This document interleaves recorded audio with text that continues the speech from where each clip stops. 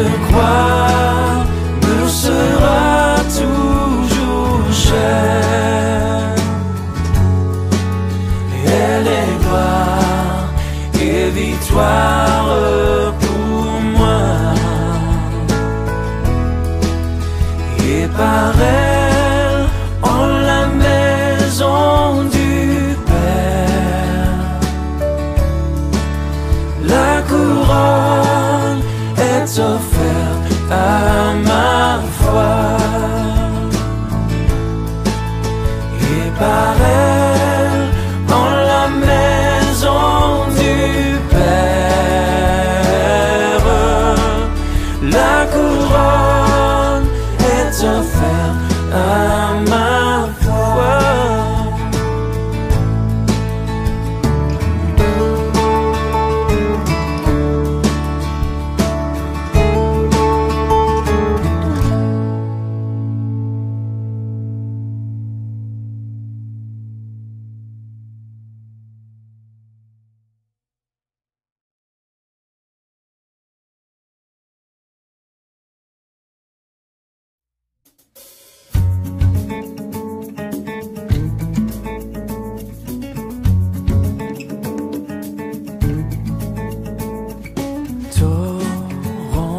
D'amour et de grâce, amour du Sauveur en croix, à ce grand fleuve qui passe, je m'abandonne et je crois. Ah, que partout se répand ce fleuve à la grande voix, que entendre l'appel qui vient de la croix. Je crois à ton sacrifice, ô Jésus, agneau de Dieu, et couvert par ta justice, j'entrerai dans le saint lieu.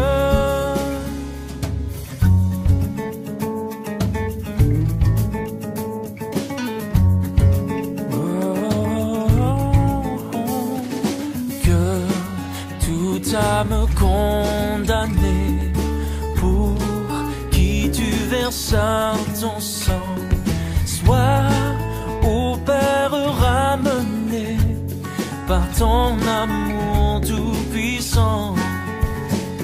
Oui, je crois à ton sacrifice, ô Jésus, agneau de Dieu, et couvert par ta justice, j'entrerai dans le saint lieu. Oh, oh.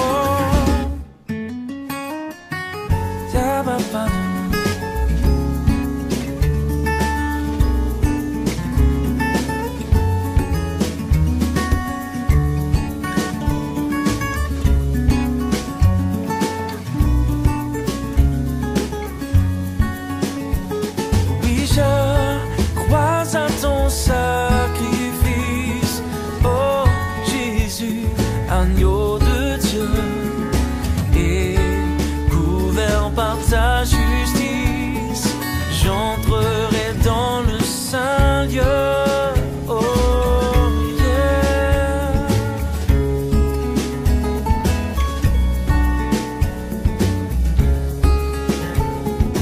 Et couvert par ta justice, j'entrerai dans le saint lieu.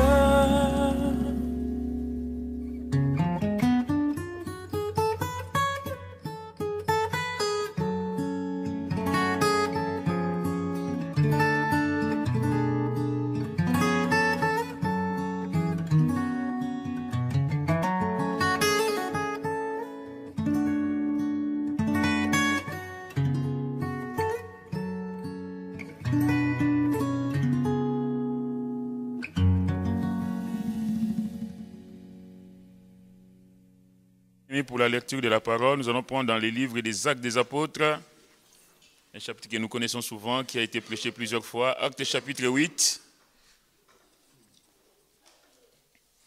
J'ai à cœur de voir avec vous cet après-midi deux personnages de la Bible, enfin, dont il est question dans ces chapitres. Actes des Apôtres, chapitre 8, nous lisons à partir du verset 26. Il nous est dit, un ange du Seigneur s'adressant à Philippe lui dit, « Lève-toi et va du côté du midi sur les chemins qui descendent de Jérusalem à Gaza. C'est lui qui est désert. » Verset 27, il se leva et partit. Et voici un Éthiopien, un eunuque, ministre de Candace, reine d'Éthiopie, et surintendant de tous ses trésors, venu à Jérusalem pour adorer, s'en retourner assis sur son char, et lisait le prophète Ésaïe. L'Esprit dit à Philippe, « Avance et approche-toi de ce char. » Philippe accourut et entendit l'Éthiopien qui lisait le prophète Ésaïe. Il lui dit, « Comprends-tu ce que tu lis ?» Il répondit, « Comment le pourrais-je si quelqu'un ne me guide ?» Et il invita Philippe à monter et à s'asseoir avec lui. Le passage de l'Écriture qu'il lisait était celui-ci. Il a été mené comme une brebis à la boucherie et comme un agneau muet devant celui qui le tond. Il n'a point ouvert la bouche. Dans son humiliation, son jugement a été levé et sa postérité, qui la dépeindra, car sa vie a été retranchée de la terre. L'eunuque dit à Philippe, « Je t'ai pris, de qui le prophète parle-t-il ainsi ? Est-ce de lui-même ou de quelque autre ?»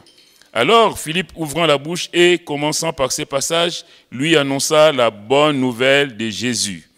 Comme ils continuaient leur chemin, ils rencontrèrent de l'eau et l'eunuque dit, « Voici de l'eau, qu'est-ce qui empêche que je sois baptisé ?»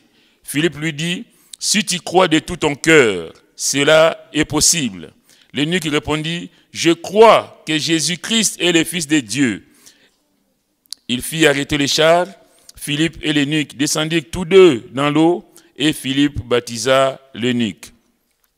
Quand ils furent sortis de l'eau, l'Esprit du Seigneur enleva Philippe et l'eunuque ne le vit plus, tandis que joyeux, il poursuivait sa route. Philippe se trouva dans Azote, d'où il alla jusqu'à Césarée en évangélisant toutes les villes par lesquelles il passait. Amen. Nous allons demander la grâce de Dieu. Notre Père, notre Dieu, notre Père, nous voici devant toi, Seigneur. Combien nous sommes dans la joie, Seigneur, d'être dans ta présence. Merci, Seigneur, pour la journée, Seigneur, que tu as commencé avec nous. Nous savons, Seigneur, que tu la finiras aussi avec nous. Que ton nom soit béni, que ton nom soit glorifié, car toi seul es digne, Seigneur, d'être élevé, d'être glorifié. Béni sois-tu, Seigneur, parce que tu es celui qui connaît aussi nos besoins, qui passe dans les rangs, qui visite ton peuple cet après-midi, qui bénit, qui relève, qui guérit, qui console, mais en tout cas qui fait de merveilles encore cet après-midi. Merci pour ta parole, Seigneur. Merci de faire en sorte que cette parole trouve le chemin de nos cœurs, Seigneur notre Dieu, et que ton nom soit béni et glorifié. Au nom de Jésus. Amen. Amen. Pouvez-vous asseoir, bien-aimés. Nous sommes dans les Actes des Apôtres, chapitre 8. Ce chapitre commence par un verset qui n'est pas réjouissant, on va le dire. Il est dit, Saul avait approuvé le meurtre d'Étienne. Saul avait approuvé le meurtre d'Étienne. Il eut ce jour-là une grande persécution contre l'église de Jérusalem et tous, excepté les apôtres, se dispersèrent dans les contrées de la Judée et de la Samarie. Il y a une situation qui a provoqué, on va dire, que l'église se disperse. Je vais commencer ce message par dire que, bien aimé, quelquefois dans nos vies, il y a des choses qui peuvent se produire dont nous ne maîtrisons pas, je vais dire, les éléments. Ici, l'église est persécutée. Un des diacres de l'église, Étienne, a été mis à mort, lapidé, cruellement. Et voici que l'église la Bible dit que tout le monde se sauve, excepté les apôtres. Mais cette circonstance malheureuse va faire en sorte que la parole de Dieu soit annoncée et qu'elle puisse aller jusqu'aux extrémités de la terre. Je veux dire cet après-midi que, bien aimé, il n'y a que Dieu qui maîtrise les circonstances. Il n'y a que Dieu qui connaît pourquoi tu passes par tel chemin. Il n'y a que Dieu qui connaît pourquoi telle situation arrive. La situation peut s'avérer critique, la situation peut s'avérer périlleuse. Quelquefois même, nous, on se pose des questions. Seigneur, mais là, je perds pied, là. Là, je ne comprends plus rien, là. Qu'est-ce qui m'arrive? Mais nous devons rester fidèles au Seigneur. Nous devons rester attachés au Seigneur. Lui, il a la solution. Quelle que soit la durée de la nuit, bien-aimés, nous savons que le jour apparaîtra. Alléluia. Nous savons qu'il y a un Dieu en qui je me confie. Il y a un Dieu qui tient ma vie entre ses mains. Quelles que soient les douleurs, quelles que soient les attaques, quelles que soient les circonstances, Seigneur, je vais demeurer ferme. Et c'est ma prière cet après-midi pour vous, Église du Seigneur. Dans la partie que nous avons lue, la parole de Dieu nous présente donc deux éminents personnages que nous allons étudier cet après-midi. Il s'agit de Philippe. Philippe, c'est l'un des 7 diacres élus de l'église de Jérusalem. Vous savez, l'église grandissait, l'église prenait du volume, le Seigneur est parti, le Seigneur a laissé comme consigne que vous serez mes témoins à Jérusalem, dans toute la Judée, en Samarie et jusqu'aux extrémités de la terre. Et là, nous sommes à Jérusalem, l'église est en pleine expansion, on va dire ça comme ça. Et tout va bien à l'église. On va aller dans Actes chapitre 6, pour voir, 5, la fin du chapitre 5, pour voir que quelquefois les choses se passent tellement bien qu'on se dit, mais alléluia, Seigneur, tu es merveilleux. Et puis, patatras, tout s'écroule. Et puis on se dit, mais Seigneur, mais je te voyais, j'étais bien, tout allait bien, mais Seigneur, mais qu'est-ce qui se passe là? Là, je ne te vois plus là. Mais il est toujours là, bien-aimé. Il est toujours là, il est fidèle. Il est celui qui a dit que je suis avec vous tous les jours jusqu'à la fin du monde. Au chapitre 5, la fin du chapitre 5 des Actes des Apôtres, l'Église connaît aussi une persécution. Il y a même un homme, un sage juif qui va dire aux autres, au Sanhédrin, il dit que, au chapitre 5, verset 38, la deuxième partie, c'est Gamaliel qui dit à ses autres compères, il dit au verset 38, « Et maintenant je vous le dis, ne vous occupez plus de ces hommes et laissez-les aller. Si cette entreprise ou cette œuvre vient des hommes, elle se détruira. Mais si elle vient de Dieu, vous ne pourrez la détruire. Ne courez pas le risque d'avoir combattu contre Dieu. » La sagesse divine. L'Église, les apôtres sont persécutés, accusés à tort pour avoir fait du bien. Et cet homme va dire aux Juifs, il dit, attention, ne prenez pas le risque de combattre contre Dieu. Si cette œuvre, c'est une œuvre humaine, elle se détruira toute seule. Mais si c'est Dieu qui veut que l'Église existe, cette Église ira de l'avant. Vous allez combattre contre Dieu, vous prenez le risque de combattre contre Dieu. Verset 40, ils s'arrangèrent à son avis et ayant appelé les apôtres, ils les firent battre des verges, ils leur défendit de parler au nom de Jésus et ils les relâchèrent. Les apôtres se retirèrent devant les Sanhédrins, joyeux d'avoir été jugés dignes de subir les outrages pour le nom de Jésus. Quelquefois, on voit que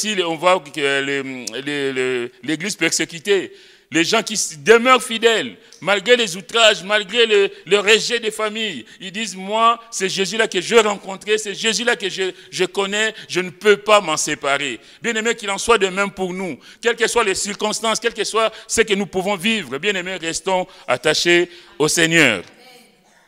Au verset 42, il dit, « Et chaque jour dans le temple et dans les maisons, il ne cessait d'enseigner et d'annoncer la bonne nouvelle de Jésus-Christ. » Bien aimé, combien nous devons annoncer la parole du Seigneur, quels que soient les lieux où nous nous trouvons, au travail, à l'école, partout dans la rue, n'hésitons pas d'annoncer la bonne nouvelle du Seigneur. En tout cas, ici, il est dit chaque jour.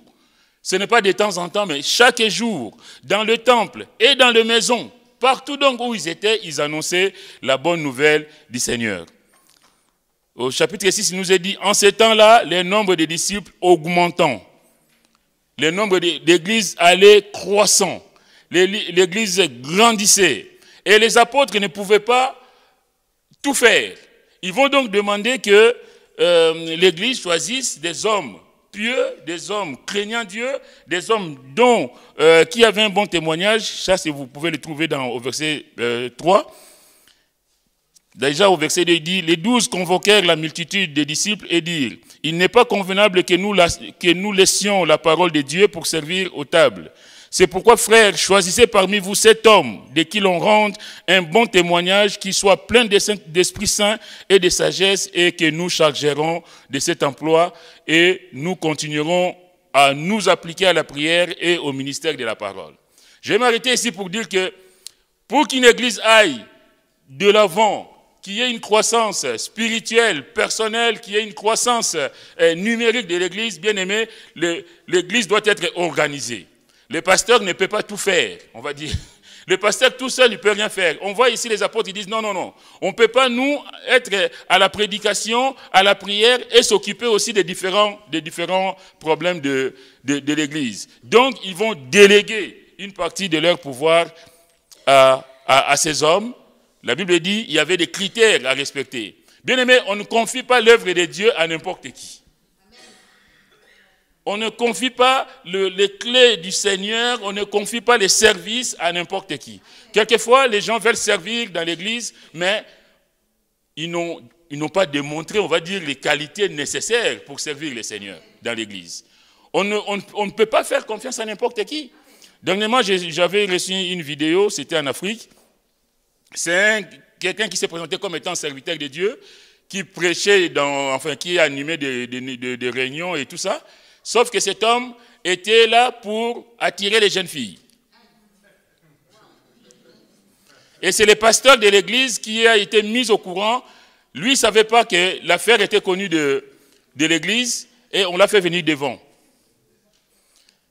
La vidéo circule là, il y a beaucoup de Congolais peut-être qui l'ont vu. Et puis le pasteur va dire, cet homme-là que vous voyez, qui vient ici soi-disant pour servir le Seigneur, en réalité quand nous nous réunissons lors des réunions de prière, même la prière du soir, il amène les filles derrière pour draguer et tout ça. Quelle honte! Bien aimé, on n'ouvre pas la porte de sa maison à n'importe qui.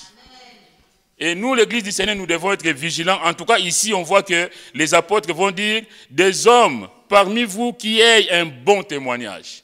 On doit avoir un bon témoignage au vu de l'église, mais aussi au vu du monde.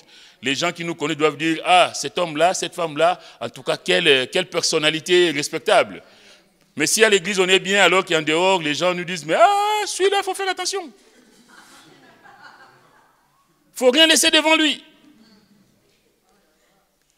Donc, il y a un problème. Mais en tout cas, ici, il y a des critères qui ont été bien définis pour que ces hommes on puisse leur confier la responsabilité de gérer la partie administrative, on va dire, de l'église. Donc, parmi ces hommes, il y aura Étienne, que nous connaissons. Il y a aussi Philippe, mais il y a aussi d'autres. Vous pouvez lire la suite. Mais ici, je vais cet après-midi parler de Philippe. Philippe est donc un de ces 7 diacres qui est élu donc dans l'église de Jérusalem, qui deviendra plus tard évangéliste. Nous arrêtons ici, nous voyons que cet homme qui était soi-disant pour servir aux tables, mais quand Dieu te confie une mission, Dieu veut que tu ailles de plus en plus loin, de plus en plus haut. Quelquefois, nous nous limitons. Mais quand on a le Saint-Esprit bien-aimé, on doit être à la disposition du Saint-Esprit, on doit être à l'écoute du Saint-Esprit. Seigneur, le frère disait tout à l'heure que c'est chaque jour. La relation avec Dieu doit se nourrir, doit grandir tous les jours. Seigneur, qu'est-ce que tu veux que je fasse aujourd'hui? C'est vrai que tu m'as confié une mission à laquelle je m'attelle avec joie. Évidemment, quand on sert le Seigneur, c'est toujours avec joie. Maintenant, Seigneur, qu'est-ce que je peux faire aujourd'hui? Le Seigneur peut dire, bon, aujourd'hui, tu vas faire telle chose. Et puis, le Seigneur va te conduire. On se laisse guider par le Seigneur. Il est donc diacre. Après, donc, on voit qu'il va évangéliser dans cette ville de Samarie. Après, il va s'installer à Césarée. On apprend que ses filles étaient prophétesses. À ne pas confondre avec l'autre Philippe, qui était l'apôtre du Seigneur, qui amena Nathanaël à Jésus. Vous savez, c'est lui qui dira qui va apprendre à Nathanaël que nous avons rencontré Jésus de Nazareth. C'est lui dont il est question dans la loi de Moïse et tout ça. Et Nathanaël va dire, peut-il venir de Nazareth quelque chose de bon? C'est Philippe-là. Donc, il ne faut pas confondre les deux Philippe. Voilà. Et si Étienne était, la Bible nous dit qu'Étienne était plein de grâce et de puissance. Étienne, on voit pourquoi il a été lapidé. La Bible dit qu'il était plein de grâce et de puissance. Il faisait des prodiges et des grands miracles parmi les peuples. Pour Étienne, c'est bien marqué qu'il était plein de grâce, plein de puissance, qu'il faisait des prodiges, des grands miracles. C'est marqué dans la Bible. Mais pour Philippe, ce n'est pas marqué. Mais ça n'empêche pas que Philippe aussi était plein d'esprit, qu'il était plein de puissance, parce que c'était le même critère qui était exigé pour l'un et l'autre. Pour les 7, c'était les mêmes critères, c'était des gens remplis du Saint-Esprit. Raison pour laquelle cet après-midi, bien-aimés, si nous sommes en communion avec le Seigneur, nous n'avons pas à dire que pour tel cas, je vais appeler John. Ah non, pour les malades, je vais appeler Jean-Aimé. Ou bien je vais appeler Lucien. Bien-aimé, toi aussi, tu es investi de la même puissance. Amen. Vous savez, nous, quand on est venu au Seigneur, il y avait des problèmes au niveau de la famille. Parce qu'il y a toujours des circonstances qui nous poussent à venir au Seigneur. Quand l'homme se sent démuni, quand on se sent désarmé, quand on se dit que dans telle situation, je ne sais quoi faire, c'est là qu'on court vers le Seigneur. En tout cas, me concernant, c'était ça. Et d'autant qu'il y avait cet homme qui nous a remis le petit imprimé pour venir écouter l'évangile. Et là, c'était la pagaille. On venait à l'église, il y avait des situations, j'ai déjà eu l'occasion d'en parler, mais il s'est présenté des situations qu'on ne pouvait pas gérer. Et on est venu voir, ma femme et moi, nous sommes venus voir le pasteur Carter, notre cher pasteur qui est parti il n'y a pas longtemps. On est venu voir le pasteur Carter qui remplaçait le pasteur Lindemann, on est en 1991, à peu près 92 par là. Et on dit au pasteur, pasteur, il faut venir à la maison prier. Il dit pourquoi? Ah, parce qu'il se passe des choses, il y a des manifestations bizarres à la maison. Ah non. Ça, j'oublierai jamais. Le pasteur Carter me dit, Jean, tu sais, le Saint-Esprit qui est en moi, c'est le même qui est en toi. Amen. Donc le problème de ta maison, tu vas les régler tout seul. Alors là,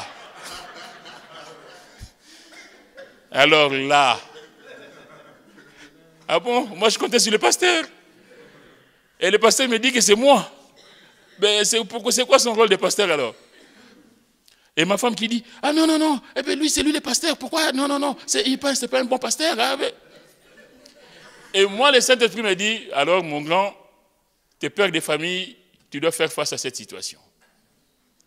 Et là j'ai dit à ma femme, non, il a raison. Le même esprit qui est en lui, c'est le même qui est en nous. Maintenant c'est à nous de nous engager dans le Seigneur, de plier nos genoux, de demander la grâce de Dieu dans notre maison, dans notre famille. Bien aimé, c'est ce qui s'est fait. Je peux vous dire qu'il s'est passé des choses inexplicables. Parce que quand on tourne vers lui les regards, bien aimé, on est rayonnant de joie. On voit la main du Seigneur et on a vu expérimenter la bonté du Seigneur. On a vu la main du Seigneur. Et j'ai dit, mais le pasteur Carter avait grandement raison. Quelquefois, nous appuyons sur les autres. Alors que le Seigneur a le même esprit qui est en moi, c'est celui qui est en toi. Ça n'empêche pas que je peux venir prier, partager un temps de prière avec mes frères et mes sœurs. Mais il faut que nous ayons aussi cette conviction que le Seigneur est en nous. Que ma fille, mon fils qui est malade à la maison, j'imposerai les mains aux malades, les malades seront guéris. Je ne vais pas attendre dans 2 jours quand le pasteur va venir. La situation, elle est présente, c'est maintenant qu'il faut régler les problèmes. Et le pasteur va prendre sa voiture le temps qu'il arrive. Non. Donc on soit de ces hommes, de ces femmes engagées, pleines de convictions, sachant que celui qui est en nous est plus grand que celui qui est dans le monde. En tout cas, Philippe, qui était simple diacre, on va dire ça comme ça, qui était simple diacre à l'église, quand il y a la persécution et qu'ils sont partis dans tous les sens, il arrive en Samarie, il ne s'est pas dit, oh mais moi je suis que diacre. La Bible dit, il va évangéliser. Il va annoncer le Christ dans cette ville de Samarie. Et il s'est produit des miracles, des guérisons, des prodiges de toutes sortes. Alléluia. Mais si cet homme avait dit non, mais moi, c'est pas de ma compétence. Bien aimé, rien ne se serait produit. Mais parce qu'il a une relation avec le Seigneur, il sait que sa présence dans cette ville de Samarie, c'est l'occasion d'annoncer l'évangile du Seigneur. Alléluia. D'autant que dans cette ville de Samarie, il y avait un magicien qui faisait croire que c'était lui le grand homme de la ville. Et que quand la parole de Dieu est annoncée, on voit l'œuvre de Dieu se faire avec merveille. Et combien je vais dire cet après-midi, bien-aimé, n'attendons pas qu'il y ait un certain signal, mais qu'on soit de ceux-là qui s'investissent en tout cas dans l'œuvre du Seigneur. Là où tu es, mon frère, ma sœur, n'hésite pas. Toutes les opportunités que tu as d'annoncer l'évangile, saisis-les. Annonce le nom du Seigneur. Si tu as l'occasion de prier pour un malade, n'hésite pas d'imposer les mains au malade. De dire que voilà, je sais que Jésus peut te guérir. Je sais que Jésus peut te sauver. Je sais que Jésus peut te délivrer. Dieu est capable. En tout cas, on voit que Philippe, lui, il ne s'est pas posé des questions. Il a agi. Philippe. Pourquoi je vous parle de ça? Je veux dire que nous devons être des gagneurs d'âme. Le monde va à sa perte. Le monde est tellement dans l'obscurité que, bien aimé, là où Dieu nous place, nous devons briller de mille feux, je veux dire. Que nous soyons de ceux-là qui gagnent les âmes pour les seigneurs. Et puis nous allons parler aussi de l'eunuque éthiopien. L'eunuque qui était donc, ce sont des hommes qui gardaient les lits de femmes. C'était des hommes castrés qui étaient dignes de confiance dans les cours orientales. Philippe, c'est un modèle des gagneurs d'âme. On voit sa disponibilité. On va prendre dans Actes chapitre 8, verset 26. Un ange du Seigneur s'adressant à Philippe lui dit: lève-toi et va du côté du midi sur le chemin qui descend de Jérusalem à Gaza, celui qui est désert. Cet homme de Dieu nous montre qu'avec Dieu, il faut toujours être prêt.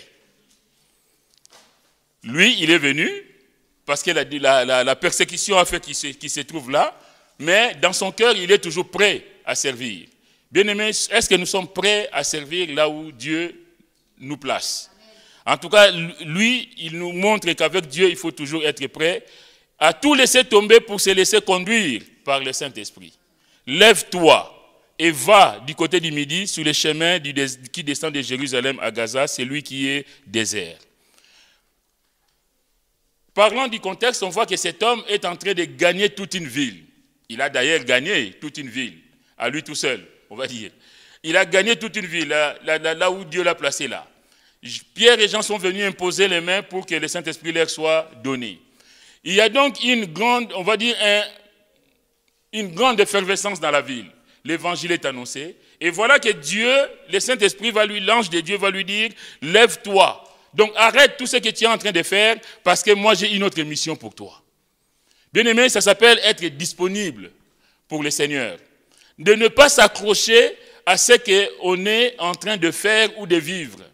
Quelquefois, nous sommes trop attachés. On dit, Seigneur, mais je suis trop bien ici. Tout se passe à merveille, Seigneur. Regarde toutes ces âmes qui se donnent à toi. Mais pourquoi tu veux m'enlever ici? Mais le Seigneur sait que ta mission à cet endroit est accomplie. Maintenant, il a quelque chose d'autre pour toi ailleurs. Et il sait comment conduire. Vous savez, Dieu est le maître, c'est lui l'architecte. C'est lui qui place les hommes, qui les prend ici, qui met là-bas. En tout cas, ici, on voit que la ville est en train d'être gagnée. Hein. Vous suivez bien les textes. Hein. Toute la Samarie, là, les gens se convertissent au Seigneur. Les miracles se font, il y a une grande effervescence. Et là, Dieu va intervenir. Il dit à Philippe, lève-toi et va du côté du midi sur le chemin qui descend de Jérusalem à Gaza, c'est lui qui est désert. En plus, il est désert. Alors que moi, il y a des foules ici qui sont en train de m'applaudir parce que je fais de merveilles en ton nom, Seigneur.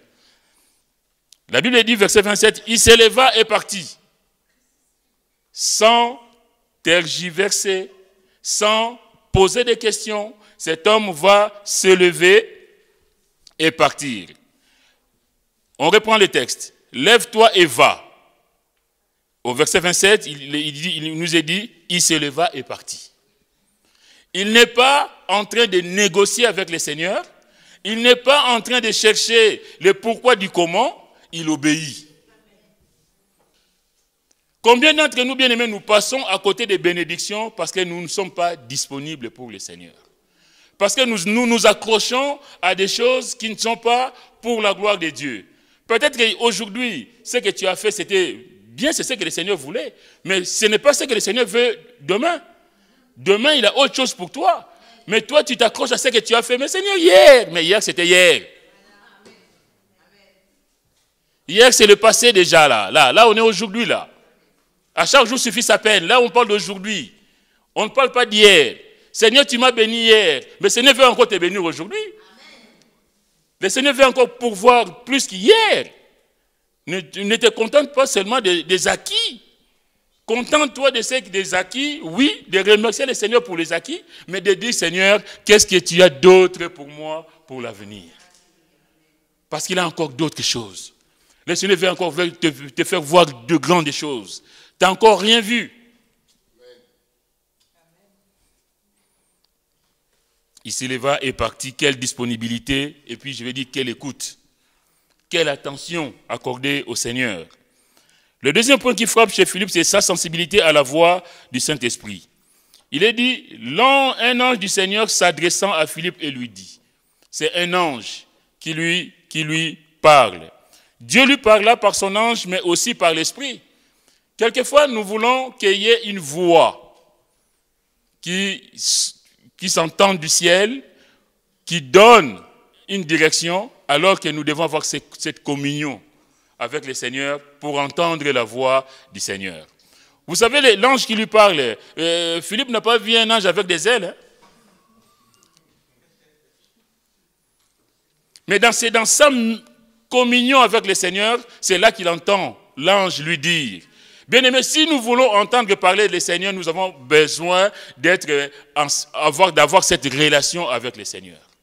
Cette relation profonde, vraiment serrée avec le Seigneur. Quelquefois, les gens disent, mais moi, le Seigneur ne me parle pas. Mais essaie déjà de nouer cette relation avec le Seigneur. Tu entendras la voix du Seigneur. Hein? Même dans tes songes, même dans la rue. Quelquefois, tu entends vraiment comme si quelqu'un te parlait à l'oreille. Dieu est capable. Ça n'arrive pas qu'à Philippe, hein? Ça peut t'arriver à toi aussi. Mais le tout, c'est d'être concentré. Si tu es éparpillé par des soucis de la vie, tu ne vas pas entendre la voix du Seigneur. Tu es focalisé sur tes problèmes.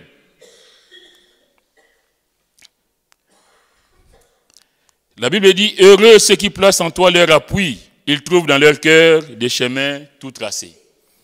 Tu t'appuies sur le Seigneur, bien-aimé, tu vas trouver dans ton cœur les chemins du Seigneur. On voit aussi l'obéissance. Pour que Dieu se serve de nous, bien-aimés, nous avons besoin de lui obéir. L'Esprit dit à Philippe, avance et approche-toi, verset 29, approche-toi de ces chars. Verset 29, l'Esprit dit à Philippe, avance et approche-toi de ces chars. Littéralement, c'est, va te coller contre ces chars. Philippe, verset 30, Philippe a couru. Quand Dieu parle, lui réagit. Bien-aimé, quand Dieu nous parle, est-ce que nous réagissons? Ça doit être la question. Quand nous entendons la voix du Seigneur, quand on entend, même dans nos messages prêchés, ou même dans nos méditations personnelles, que Dieu m'a parlé, Dieu me demande telle chose, est-ce que je le fais spontanément? Ou est-ce que j'ai dit, bon, on verra plus tard. Seigneur, est-ce que c'est vraiment toi? On commence à dire. On commence à chercher que les choses aillent dans le sens que nous voulons. Dieu peut te dire d'aller demander pardon à quelqu'un. Et puis tu dis, ben non, pas aujourd'hui. Mais c'était les jours où Dieu avait quelque chose pour toi, pour qu'il y ait cette réconciliation entre vous, pour qu'il y ait quelque chose de merveilleux ces jours-là. Et puis tu as dit, non, pas lui. Ah non, pas elle. Ah Seigneur, tout sauf ça. Et on n'obéit pas au Seigneur. Mais en tout cas, on voit ici que Philippe qui va se coller contre ce char, la Bible dit que Philippe a couru. Bien aimé, si nous voulons la bénédiction, nous devons être obéissants à la voix du Seigneur. Nous cherchons la bénédiction de Dieu, mais sommes-nous obéissants à ce que Dieu attend de nous, à ce que Dieu nous demande? Il discerne qu'il faut qu'il réponde à l'injonction, à la demande du Seigneur. Philippe discerne par ces mots du Saint-Esprit qui lui demande donc de se coller contre ces chars, que pour gagner cet homme au Seigneur, il faut s'approcher de lui. On ne peut pas gagner des âmes au Seigneur si on ne le fait qu'entre nous. Quelquefois, on va prêcher aux autres chrétiens. Mais il est déjà chrétien. Mais c'est vers les autres, vers les drogués, les prostituées, les clochards, les gens qui sont perdus qu'il faut aller. Si on dit on est chrétien, alléluia, amen, on va louer le Seigneur. Mais les autres qui sont en train de se perdre là, c'est vers ces gens-là qu'il faut aller. Et Philippe va comprendre que pour gagner cet homme au Seigneur, il faut s'approcher. Il faut s'approcher de ces chars. S'il ne s'était pas approché de ces chars, il n'aurait jamais entendu cet homme lire le prophète Ésaïe. Bien aimé, combien nous ne pouvons pas gagner des âmes au Seigneur si nous sommes loin de ces gens-là. Nous devons nous approcher des autres pour leur parler du Seigneur. Le pasteur faisait allusion ce matin de David Wilkerson et Nicky Cruz. Si David Wilkerson n'était pas approché de ces gangs de New York, jamais les Nicky Cruz auraient servi le Seigneur. Quelquefois même, il y a même des critiques, hein, même dans l'église. Ah oui, on l'a vu avec une telle personne. Ah oui, on l'a vu avec des gens bizarres. Mais ça, c'était les critiques qui étaient formulées contre le Seigneur aussi. On va le prendre d'ailleurs dans Matthieu chapitre 9.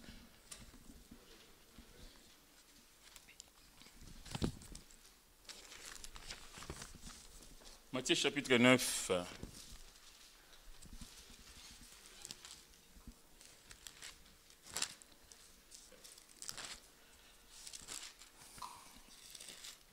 Les seigneurs, les religieux, les TTS, les traits spirituels, qui pensent tout connaître. Matthieu chapitre 9 au verset 9. De là étant allé plus loin, Jésus vit un homme assis au lieu de péage et qui s'appelait Matthieu. Il lui dit, suis-moi. Cet homme s'éleva et le suivit. Matthieu, dans d'autres évangiles, Marc et Luc, c'est Lévi. Donc c'est le même, Matthieu, c'est Lévi. Cet homme s'éleva et le suivit. Comme Jésus était à table dans la maison, voici beaucoup de publicains et des gens de mauvaise vie vinrent se mettre à table avec lui et avec ses disciples. Les pharisiens virent cela et ils se dirent à ses disciples, « Pourquoi votre maître mange-t-il avec les publicains et les gens de mauvaise vie ?» Pourquoi il mange avec les publicains et les gens de mauvaise vie? Ce que Jésus a entendu, il dit, « Ce ne sont pas ceux qui se portent bien qui ont besoin de médecins, mais les malades. » Ce ne sont pas nous qui sommes déjà chrétiens, nous avons besoin d'être exhortés, encouragés. Mais ce sont ceux qui sont dehors là. Ces publicains, ces prostituées, ces gens qui sont loin du Seigneur, qui ont besoin de la grâce de Dieu. Et le Seigneur va dire, ce ne sont pas ceux qui se portent bien qui ont besoin de médecins, mais les malades. Allez et apprenez ce que signifie « je prends plaisir à la miséricorde ». Ces gens qui vivent dans le péché, qui ont besoin de la miséricorde de Dieu, qui ont besoin de la grâce de Dieu, et non au sacrifice. Car je ne suis pas venu appeler des justes, mais des pécheurs. Et ces pécheurs, si nous, on ne bouge pas, si nous, on ne s'approche pas d'eux, personne ne va leur parler du Seigneur, donc ils resteront perdus à jamais. Nous devons donc nous approcher de ces gens-là, sans vivre leur vie. Il faut bien nuancer. On ne va pas aller prêcher les drogués, les alcooliques et tout ça, et faire comme eux. On va les approcher pour les gagner au Seigneur, pour les sortir de cette souffrance. Parce que quand quelqu'un se met dans la drogue, c'est une souffrance. Les gens ne savent pas comment en sortir. Hein. Ils sont embrigadés, ils sont malades, ces gens-là. Et ils ont besoin de la grâce de Dieu. Et on connaît dans les églises des gens qui étaient des anciens drogués, des anciens gens de mauvaise vie. Mais par la grâce de Dieu, ils sont aujourd'hui nos frères et sœurs. Alléluia. Que Dieu soit béni. Nous devons nous approcher des autres, bien-aimés, pour leur parler du Seigneur. Parce qu'il s'est approché, la Bible dit, et entendit l'Éthiopien qui lisait les prophètes. Il lui dit, comprends-tu ce que tu lis? Si c'était pas approché de ces chars, il n'aurait jamais entendu ce qu'il lisait l'eunuque. Philippe l'a d'abord entendu lire son texte avant de lui parler. Combien nous avons besoin d'être à l'écoute des autres avant de nous prononcer, avant de parler. Quelquefois, nous parlons trop vite. Parce que nous avons parlé trop vite, on a tout cassé. Et là, Philippe va entendre d'abord l'eunuque qui lisait les prophètes, et après il va lui poser la question. C'est une qualité que doit avoir tout enfant de Dieu, savoir écouter avant de parler. Est-ce que nous écoutons avant de parler? Jacques 1, verset 19 nous dit, « Sachez-le, mes frères bien-aimés, ainsi que tout homme soit prompt à écouter, lent à parler, lent à se mettre en colère. » Que tout homme soit prompt à écouter, qu'on soit prompt à écouter, lent à parler et lent à se mettre en colère.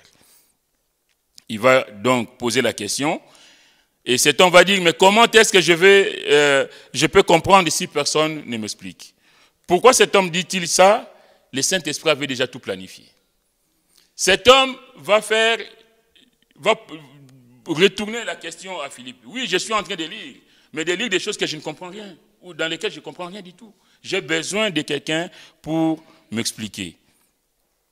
La Bible dit au verset 35, Alors Philippe, verset 35, alors Philippe, ouvrant la bouche et commençant par ces passages, lui annonça la bonne nouvelle de Jésus. Philippe a été capable d'expliquer les Écritures à cet Éthiopien parce qu'il prenait le temps dans la méditation. Bien aimés, nous devons prendre le temps de lire la Bible, de méditer la parole de Dieu. Nous allons, dans notre vie de tous les jours, nous rencontrer des situations, nous allons rencontrer des circonstances où il sera nécessaire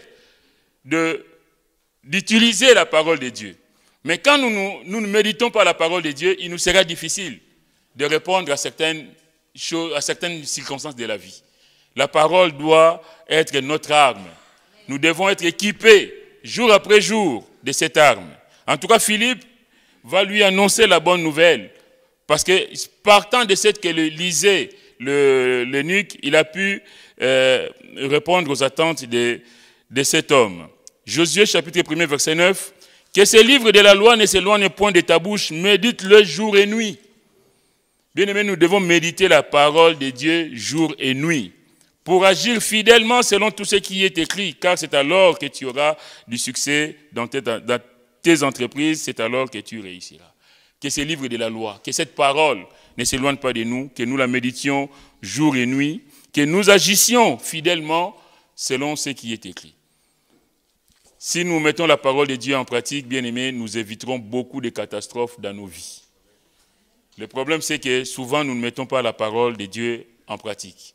Souvent, c'est notre chair qui réagit et non le Saint-Esprit en nous, alors que c'est la parole de Dieu qui devrait être cette arme, cet outil à notre disposition pour nous aider à nous sortir même des situations difficiles.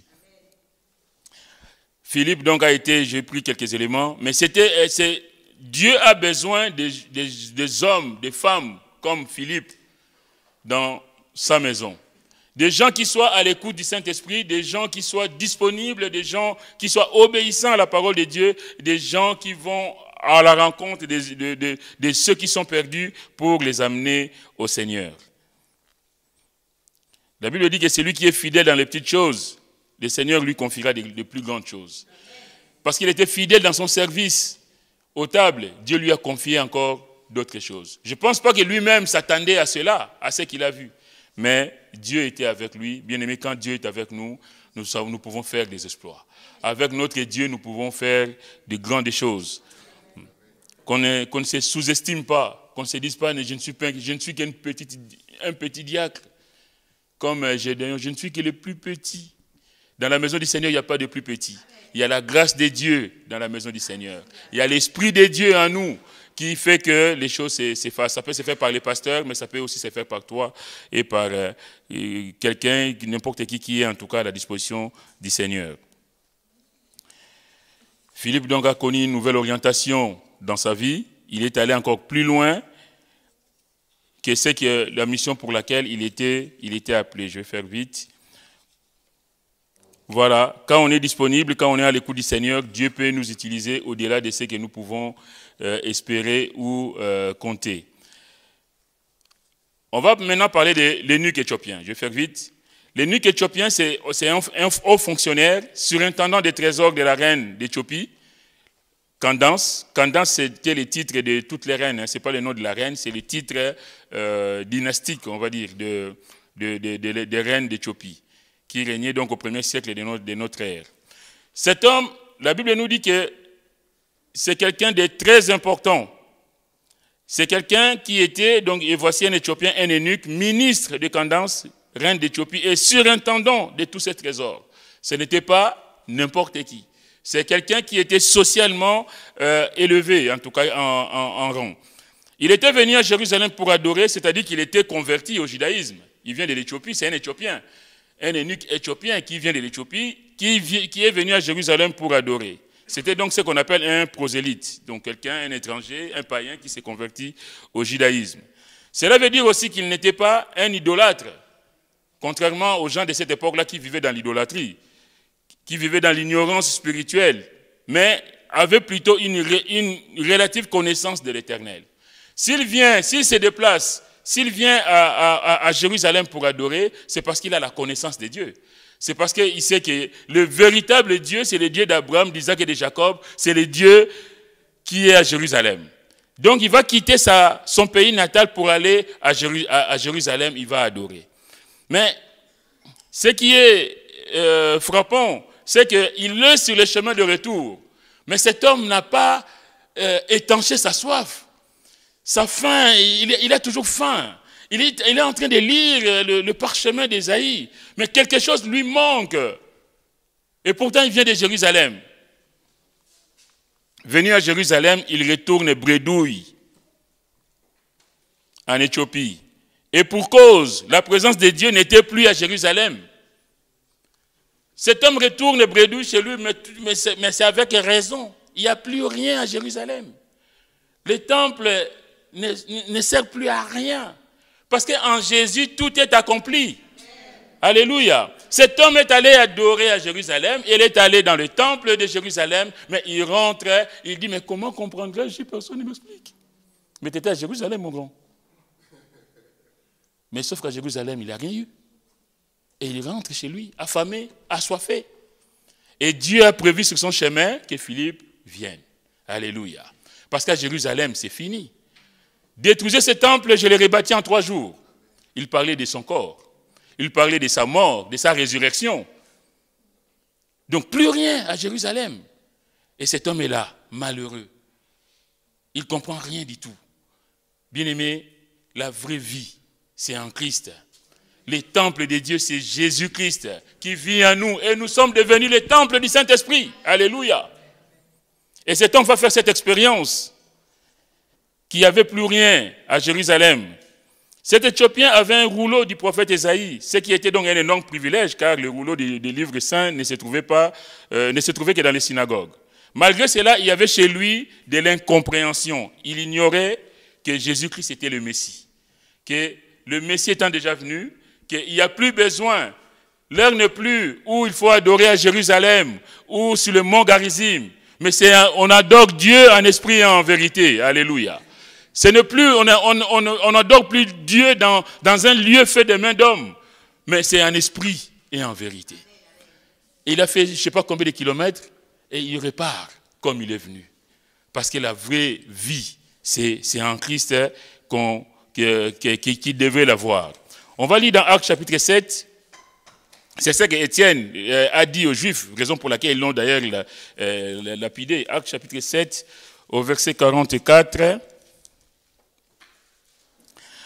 Étienne donc va parler. Nos pères avaient au désert le tabernacle du témoignage, comme l'avait ordonné Moïse, celui qui dit à Moïse de le faire d'après le modèle qu'il avait vu. Et nos pères, l'ayant reçu, l'introduisirent sous la conduite de Josué dans le pays qui était possédé par des nations que Dieu chassa devant eux. Et il y resta jusqu'au jour de David. David trouva grâce devant Dieu et demanda d'élever une demeure pour le Dieu de Jacob. Et ce fut Salomon qui lui bâtit une maison. Mais le Très-Haut n'habite pas dans ce qui est fait de mains d'hommes. Donc, d'aller dans cette maison, dans cette bâtisse, on est sous l'ancienne alliance. C'était l'ombre des choses à venir. Merci frère pour la lecture tout à l'heure. Le temple, c'était l'ombre des choses à venir. Mais l'accomplissement, c'est en Christ. Parce que Dieu n'habite pas dans ce qui est fait de main d'homme. Comme dit le prophète, le ciel est mon trône et la terre est mon marchepied. Quelle maison me bâtirez-vous, dit le Seigneur, ou quel sera le lieu de mon repos? N'est-ce pas ma main qui a fait toutes ces choses? Homme au cou raide, incirconcis de cœur et d'oreille, vous vous opposez toujours au Saint-Esprit. Et cet homme, évidemment, si personne ne lui explique que c'est en Jésus que tout s'est accompli, il ne peut pas le savoir. Et il va rentrer et Philippe va être donc allé sur son chemin pour lui expliquer les choses. Les dispositions de son cœur. On peut dire que cet homme était humble. Il reconnaît qu'il ne peut comprendre ce qu'il lit sans aide.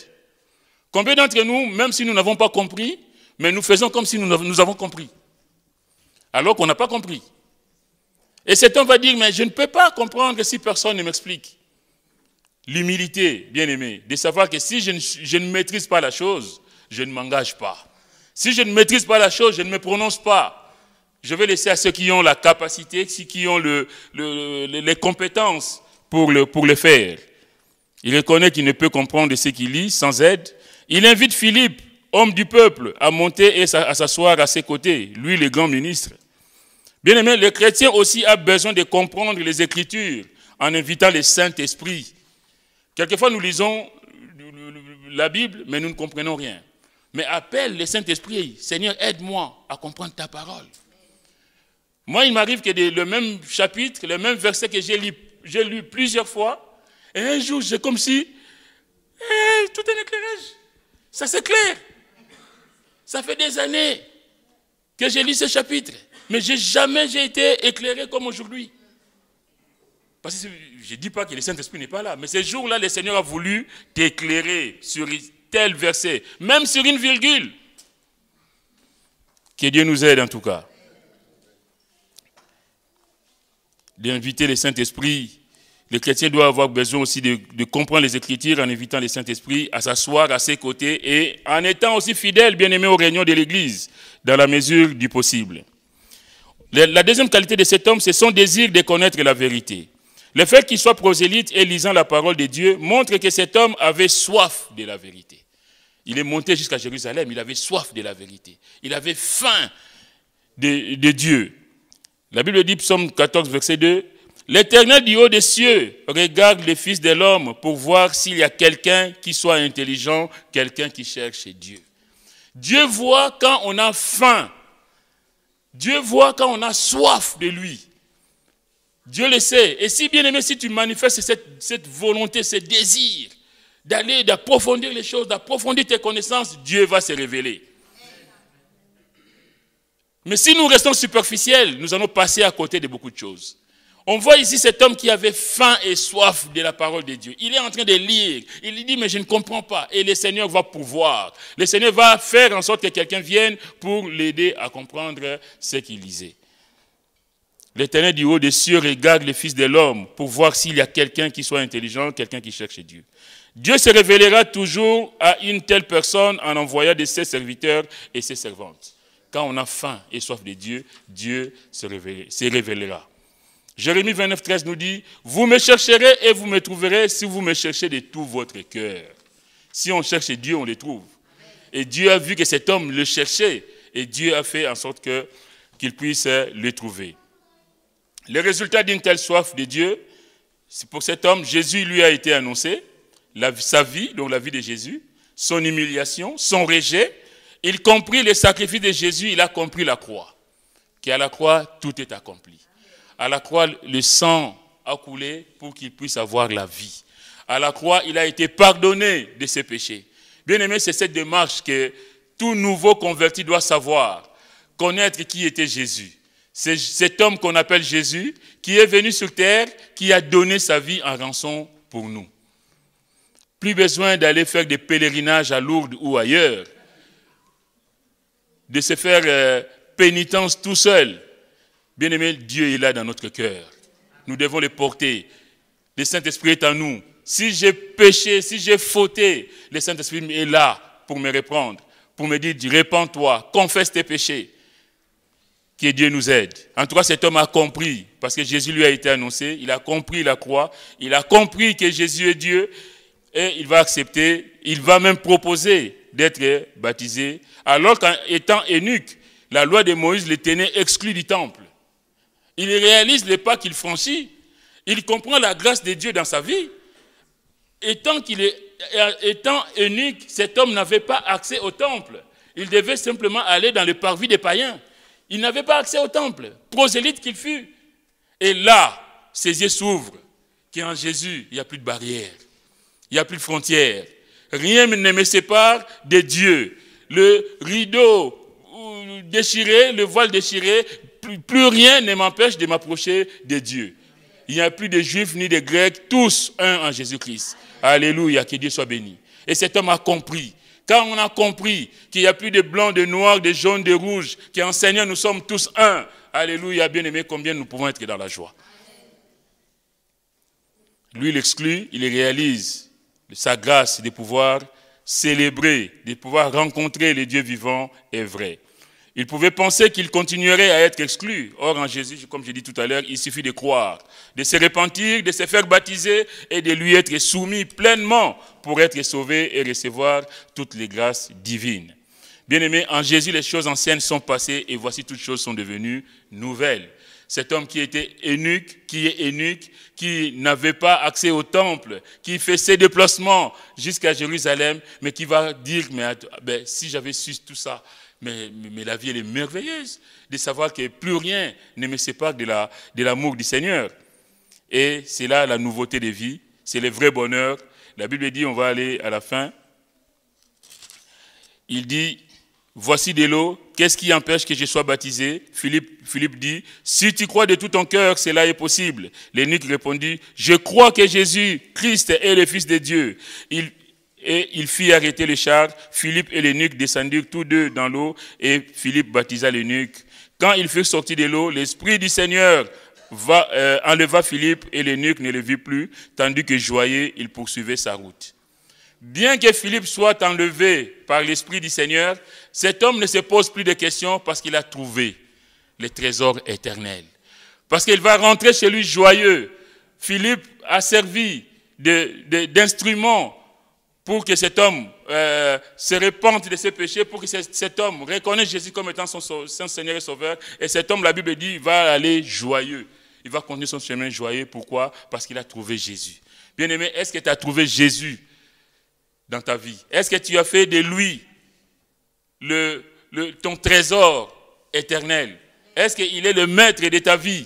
Est-ce que tu lui as donné pleinement ta vie? Mais en tout cas, on voit cet homme qui va rentrer, qui va être dans la joie, parce que le vrai bonheur, c'est en Christ. La vraie joie, c'est en Christ. Bien que Philippe soit parti, lui, il n'a plus rien à faire, il est dans la joie, parce qu'il a eu ce que son cœur voulait, que le nom du Seigneur soit béni. La question qu'on peut se poser, nous, est-ce que nous avons la vraie joie aujourd'hui? Est-ce que nous avons le vrai bonheur? Peut-être que tu es là, on va courber nos fronts, on va fermer nos yeux. Est-ce que tu es là, ma soeur, mon frère? Est-ce que tu as le vrai bonheur? Est-ce que Jésus est ton partage? Ou tu te dis, je vis encore dans des choses que je ne comprends pas. Seigneur, j'ai besoin de toi. Si tel est ton cas cet après-midi, s'il y a des choses qui te manquent en tout cas, lève ta main et on priera ensemble. Si tu as besoin de la grâce de Dieu cet après-midi, n'hésite pas à lever ta main, je la verrai et nous prierons ensemble. Tu as besoin du Seigneur dans n'importe quel domaine. Cet homme avait faim et soif de Dieu et Dieu a répondu à son attente. Peut-être que toi aussi, là où tu es, tu as besoin de la main du Seigneur, tu as besoin de la grâce du Seigneur. Tu as juste à élever ta main, je la verrai et nous prierons pour toi.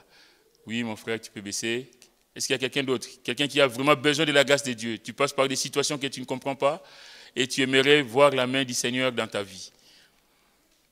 Merci, ma sœur, merci. Vous pouvez baisser. Si tu es là cet après-midi et que Jésus, il y a un manque dans ta vie, il y a comme quelque chose qui te manque, tu as besoin que tu sois rempli, que ce vide soit comblé. Élève juste la main, je la verrai et nous prierons ensemble. Si tel est ton cas, tu sens qu'il te manque quelque chose. Cet homme était parti à Jérusalem adorer, mais il rentrait chez lui, il n'était pas satisfait. Peut-être que toi aussi, tu n'es pas satisfait de certaines choses. Tu aimerais que le Seigneur fasse encore quelque chose cet après-midi pour toi. Si tu es là, lève ta main. On la verra. Oui, oui, ma sœur, tu peux baisser. Oui, ma sœur, tu peux baisser. Oui, ma sœur. Si vous avez élevé vos mains, je vous invite, bien-aimés, que de vous avancer. Nous allons tous prier ensemble et nous allons glorifier le Seigneur. Que le Seigneur...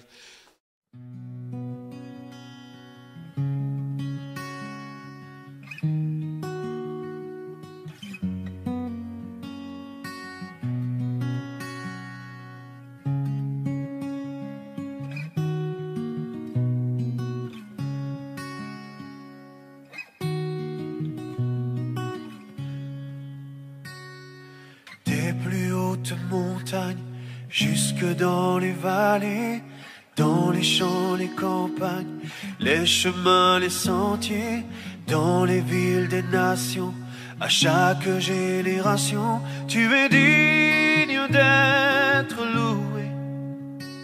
Tu es digne d'être loué.